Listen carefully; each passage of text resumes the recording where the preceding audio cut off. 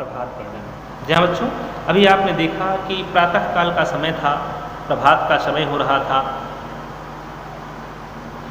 उस समय एक ऐसा समय था जहाँ पर विरोधाभास होते हुए भी समानता देखने को हमें मिल रही थी। यानी कमल आज खिलने को थे पर वो अभी खिले नहीं थे, कुमुद बंद होने को था पर अभी बंद नहीं हुआ था। यह आपको बताया गया पिछले वीडियो में, जो कुमुदनी है वह चंद्रमा के प्रकाश में प्रकाशित होती है, खिलती है, और कमल सूर्य के प्रकाश में खिलता है। सूर्योदय होने को था पर अभी हुआ नहीं था, और रात जो है, चंद्रमा जो है वो डूबने को था, अस्त होने को था, पर अभी पूरा अस्त नहीं हुआ था। तो एक तरह से देख रहे हैं कि सूर्य को आधी शोभा मिली थी और चंद्रमा की आधी शोभा जा चुकी थी। कहने का तात्पर्य दोनों की आधी शोभा अभी बची हुई थी। ठीक है, वही हाल यहाँ कुमुद और कमल का हो रहा था। कमल को आधी शोभा प्राप्त हुई थी और कुमुदनी की आधी शोभा जा चुकी थी। यानी दोनों में तुल्यता, दोनों में समानता देखी जा सकती है। आगे हम देखते हैं सायंकाल संध्या के समय, जिस समय चंद्रमा का उदय हुआ था वह बहुत ही लावण्यमय था, वह बहुत ही लालिमा से युक्त था, वह बहुत लाल था। धीरे धीरे क्रम से उसकी दीप जो चमक जो थी, उसकी सुंदरता वह और भी बढ़ गई। चंद्रमा ठहरा रसिक, उसने सोचा कि इतनी लंबी रात, इतनी बड़ी रात यूं ही कैसे कटेगी। सो लाओ खिली हुई नवीन कुमुदनियों, जिसे कोका बेली, गाँव में इसे कोइयाँ भी कहा जाता है बच्चों, इसी को कुमुदनी यहाँ लिखा गया, कोका बेली कोइयाँ यही है। तो लाओ इन्हीं नवीन कुमुदनियों को, क्योंकि चंद्रमा इन्हीं कोकावेली कोइयाँ को ही, कुमुदनियों को ही, कोकावेलियों को ही प्रकाशित मतलब प्रफुल्लित करता है, उनसे विकास होता है, चंद्रमा के प्रकाश से इसका विकास होता है। तो कहता है कि लाओ खिली हुई नवीन कुमुदनियों के साथ ही हंसी मजाक करें। अतएव इसलिए वह उनकी शोभा के साथ, उनकी सुंदरता के साथ हास परिहास करके उनका विकास करने लगा। इस तरह खेलते कूदते चंद्रमा की सारी रात बीत गई। वह थक गया था, अब पश्चिम दिशा में पहुंच गया है, रंग उसका थोड़ा सा फीका हो रहा था। तो लिखते हैं कि शरीर पीला पड़ गया था। पीला पड़ना माने थकावट की निशानी है, परिश्रम मेहनत की निशानी मानी जाती है। तो शरीर वह थक गया था, उसका शरीर पीला पड़ गया था, और उसके कर जो थे अर्थात किरण जाल जो थे वह स्वस्थ अर्थात शिथिल हो गए थे, ढीले हो गए थे। इससे वह दूसरी दिगंगना अर्थात पश्चिमी दिशारूपिणी स्त्री की गोद में जा गिरा। यह शायद उसने इसलिए किया कि रात भर के जगह हैं, लाओ अब पश्चिम दिशारूपिणी उस स्त्री की गोद में थोड़ा सा सो जाएं और सोकर आराम कर लिया जाए। अंधकार के विकट वैरी महाराज अंशुमाली अभी दिखाई भी न दिए थे। फिर भी उनके आने से पहले ही उनके सारथी अरुण ने उनके अवतीर्ण होने से पहले ही थोड़े ही नहीं बल्कि समस्त तिमिर का, समस्त अंधकार का, पूरे संसार के समस्त अंधकार का नाश कर दिया था। क्यों? क्योंकि बात यह है, देखिए अरुणोदय का काल है। देखिए सूर्योदय और अरुणोदय दो चीज़ें हैं। अरुणोदय में सूर्य के सारथी का नाम अरुण है, और सबसे पहले वह अरुण ही है। जैसे नेता लोग आते हैं, कहीं मंच पे भाषण देना होता है तो नेता पहले नहीं आता, मंत्री पहले नहीं आता, बल्कि उसके जो आगे पीछे चलने वाले उसके नौकर चाकर होते हैं, उसके पीए होते हैं, वो लोग आते हैं। राजा महाराजा के समय में देखा होगा, एक हरकारा आके पहले राज दरबार में हाँक लगाता था। जैसे मान लो कि जलालुद्दीन मोहम्मद अकबर आने वाले हैं दरबार में, तो आता था सावधान, बोलता था वह हरकारा, सावधान जलालुद्दीन मोहम्मद अकबर पधार रहे हैं, इस तरह से बोलता था। तो ऐसे ही अरुण की बात हो रही है। सूर्योदय से पहले अरुणोदय होता था, पहले अरुण निकलता था, उसके बाद सूर्योदय। अरुण माने लाल होता है, तो उसी को अरुणोदय यानी लालिमा का उदय, लाल का उदय होता है, लालिमा का उदय मान लेते हैं इसको।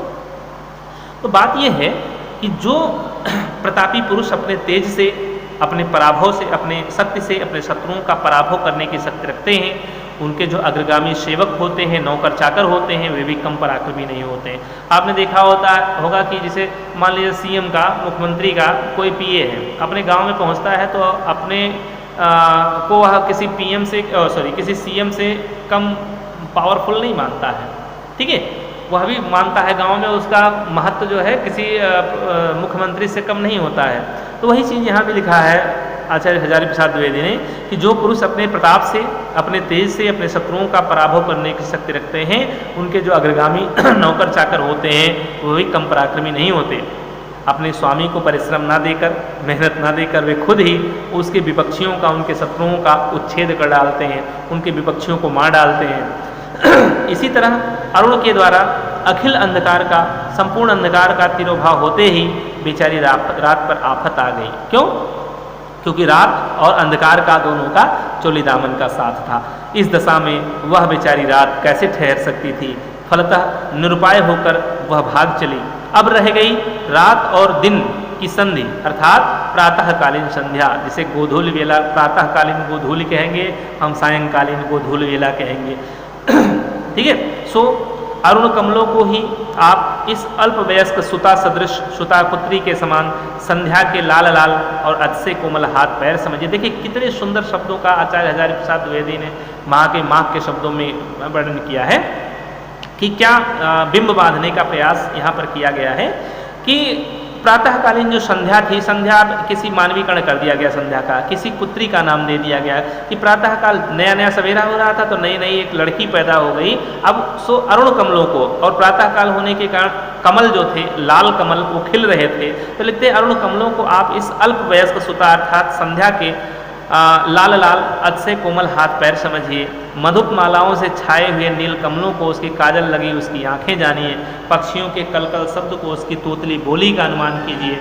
ऐसी संध्या ने जब देखा कि रात जो उसकी माँ थी उसी से वह पैदा हुई थी, रात इस लोक से जा रही है, तब वह भी पक्षियों के कोलाहल के बहाने यह कहती हुई कि अम्मा मैं भी आती हूँ, अम्मा मैं भी आती हूँ, वह भी यानी वह प्रातःकालीन संध्या भी वह रात के पीछे, अपनी माँ के पीछे ही दौड़ गई, चली गई। अब क्या हुआ? अंधकार गया, रात गई और प्रातःकालीन संध्या भी चली गई। तो एक तरह से यदि देखा जाए तो विपक्षी दल के एकदम ही पैर उखड़ गए। अब रास्ता साफ देखकर वासर विधाता, वासर माने दिन होता है, दिन के विधाता, दिन के भगवान भास्कर अर्थात भगवान सूर्य ने निकल आने की तैयारी की। पुलिस पाणी इंद्र की पूर्व दिशा में, पुलिस माने वज्र होता है, पाणी माने हाथ होता है, वज्र है जिसके हाथ में अर्थात इंद्र की पूर्व दिशा में नए सोने के समान उनकी पीली पीली किरणों का एक समूह सा छा गया। उनके इस प्रकार आविर्भाव से एक अजीब ही दृश्य संसार में दिखाई दिया।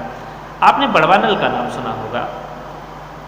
बड़वानल, दावानल और जठरानल, 3 प्रकार की आग होती है। आग बड़वानल जो होता है वो समुद्र में लगी हुई आग को हम कहते हैं बड़वाग्नि, इसका दूसरा नाम भी कह सकते हैं। दावानल जो होता है वो जंगल में लगी हुई आग होती है, दावानल भी इसे कहते हैं। और जठरानल या जठराग्नि जो है वो पेट में लगी हुई आग यानी भूख को कहा जाता है। तो आपने बड़वानल का नाम सुना होगा। वह एक प्रकार की आग है जो समुद्र के जल को जलाया करती है। सूर्य के उस लाल पीले किरण समूह को देखकर ऐसा मालूम होने लगा जैसे वही बड़वाग्नि समुद्र की जलराशि को जलाकर पूरे त्रिभुवन को भस्म कर डालने के इरादे से समुद्र के ऊपर उठाई हो। यानी धीरे धीरे समुद्र के पीछे से सूर्य का उदय हो रहा था, तो वैसा ही कुछ दृश्य वहाँ पर दिखाई दे रहा था। धीरे धीरे दीननाथ का, भगवान सूर्य का बिंब क्षितिज के ऊपर आ गया। क्षितिज अर्थात जहाँ आकाश और धरती मिलती हुई प्रतीत होते हैं, उससे ऊपर आ गया। तब एक और ही प्रकार के दृश्य के दर्शन हमें हुए। ऐसा मालूम हुआ जैसे सूर्य का वह लाल बिंब एक बहुत बड़ा घड़ा हो और दिग्वधुएं, दिशा रूपी जो स्त्रियां हैं, वधुएं हैं, वो जोर लगाकर समुद्र के भीतर से उसे खींच रही हैं। सूर्य की किरणों को ही आप लंबी मोटी रस्सियां समझिए। देखिए किस तरह से मानवीकरण रूपक यहाँ बांधने का प्रयास किया है लेखक ने कि सूर्य की किरणों को आप लंबी मोटी रस्सियां समझिए, उन्हीं से उन्होंने बिंब सा बांध दिया है। और खींचते वक्त जो पक्षियों के कलरव हो रहे थे, तो कहते हैं पक्षियों के कलरव के बहाने वह यह कहकर सोच मचा रही थी कि जोर लगा के हाय सा, जोर लगा के हाय सा, बस खींच लिया है, खींच लिया है, कुछ ही बाकी है, ऊपर आना ही चाहता है, जरा और जोर लगाना।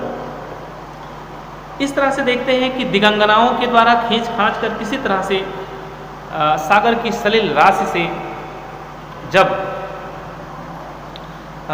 बाहर निकाले जाने पर सूर्य का बिंब चमचमाता हुआ लाल लाल दिखाई दिया। अच्छा बताइए तो सही, यह लाल क्यों है? इन सूर्य का यह बिंब इतना लाल क्यों है, इस तरह का क्यों है? सोचिए, नहीं सोच पा रहे हैं तो यहाँ देखिए लेखक लिखता है, हमारी समझ में तो ये आता है कि सारी रात समुद्र के पानी के भीतर जब यह पड़ा था, यानी सूर्य का यह बिंब समुद्र के भीतर, पयोनिधि माने समुद्र के पानी के भीतर जब पड़ा था, तब बड़वाग्नि की ज्वाला ने इसे तपाकर खूब दहकाया होगा। आपने भट्ठी देखा होगा, कोई लोहे का गोला या कुछ चीज़ भट्ठी में डाल दीजिए और भट्ठी जो कोयले में जल रही है, तप रही है, कोयला जल रहा है, और कुछ देर बाद जब उसको आप निकालेंगे उस लोहे के पिंड को, आप देखेंगे वह पिंड भी एकदम लाल भभूका हो रहा होगा।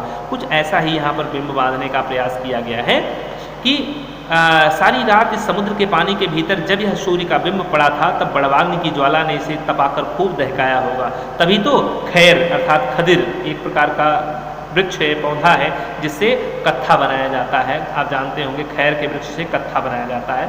तो खैर के जले हुए कुंदे के अंगार के सदृश लालिमा लिए हुए यह इतना शुभ दिखाई दे रहा है। अन्यथा आप ही कहिए इसके इतने अंगार गौर होने का और क्या कारण हो सकता है। कितने सुंदर शब्दों में यहाँ प्रतीप बांधने का हजारी प्रसाद द्विवेदी ने प्रयास किया है महाकर्माक के शब्दों में। ठीक है।